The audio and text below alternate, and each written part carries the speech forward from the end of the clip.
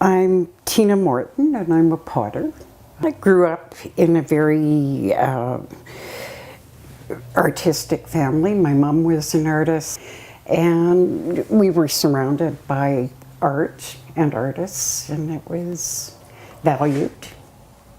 So that was a big influence. Oh, I'd like to build sandcastles.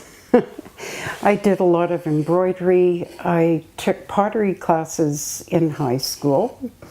I babysat and paid for the classes. I had an art teacher who would let me come into the classroom at lunchtime and after school and do pottery and let me use the kiln. My mom gave me some money one year for Christmas and said, "Why don't you go out and buy yourself some pottery?"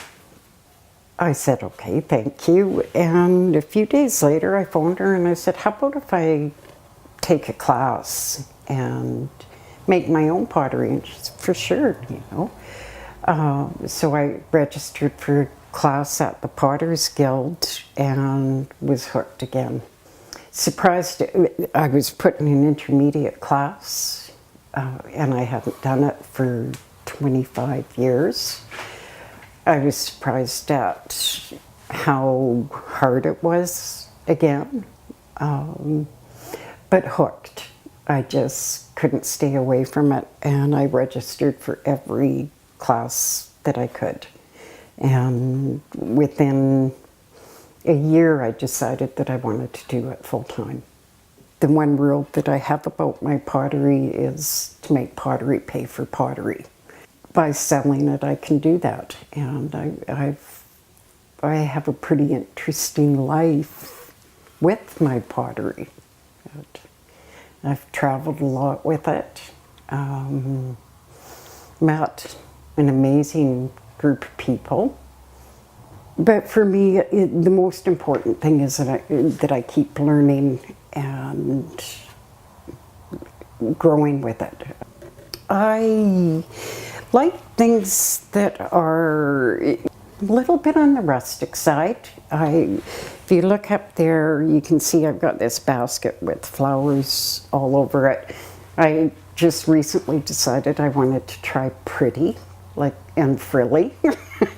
I like combining driftwood with my hand-built pottery. It's turning a hand-built piece into more of a piece of art rather than just a functional everyday piece, and I love doing that. Unless things are going bad, it's very peaceful, very almost meditative. It's centered. You center the clay and everything else. It's just quiet, peaceful, grounding. I most of all love seeing the looks on people's faces when they touch the clay and actually make something out of it. I don't think that I've been in a class setting where I haven't learned at least one thing from a student, and I like that. Just the pleasure they get out of it. It's so rewarding. And to see young women who have been in one of the classes that I've taught and taken other classes at the Guild, and now they've become members, and one of the ladies is teaching a children's class this year. It's just really neat to be a part of that. When I make pots, there's a little bit of every teacher that I've had in these pots. I wouldn't be able to do it had they not guided me. So don't quit.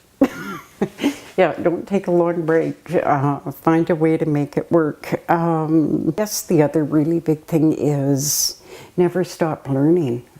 When you're in it, don't stop taking classes or going to workshops. There is always somebody that you can learn something from.